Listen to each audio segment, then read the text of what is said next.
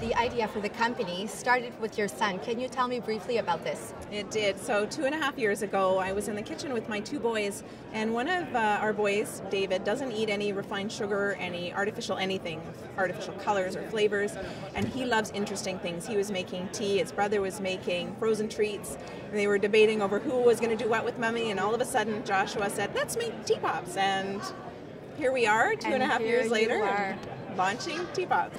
Did you start exporting from the get-go? We knew we wanted to export from the get-go. So our goal was really to learn all we needed to do to become export ready and start the process. And what was the biggest challenge you faced when starting going international? I'd say the biggest challenge was really learning the market in the United States. It's a different market. It's a different way of launching into the food industry there.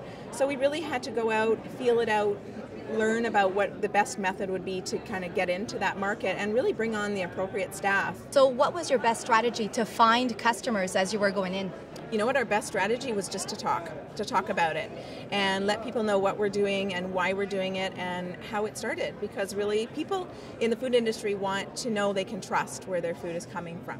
DeeBee has been getting a whole lot of media attention. How are you able to do that, and do you feel like that has helped grow the business? Absolutely. Part of the 3 pillars of our company are ingredients, philanthropy, and giving a voice to science.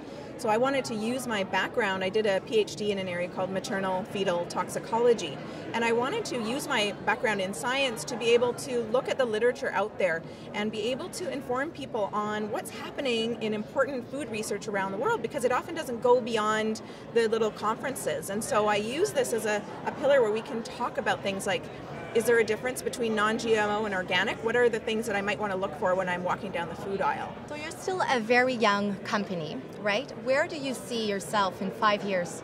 You know what, I see ourselves hopefully across North America. We've actually had interest from the United Kingdom, from Israel, from Chile, from Mexico, from the Arab markets. So we're really excited. We'd like to see ourselves all over. And really our vision, what we'd really love to do, our big goal is to be able to take our whole team and our family, my husband is an ophthalmologist, and have the ability to go to different places and restore vision. So that is a big goal of ours, to allow my husband to give his skills in parts of the world where people might go blind because they're not able to do a simple surgery. If you were to leave one insight with someone who wanted to get started, what would it be? Know what you don't know, and admit when you don't know something. I think the first thing I do when I don't know something is say, you know what, I'm not an expert in this area, and I'm going to go seek an expert in this area. And I think that's one of the most important things to do, because if you pretend to know what you're doing, you can get yourself into a lot of trouble. And there are people out there who want to help, so access that help.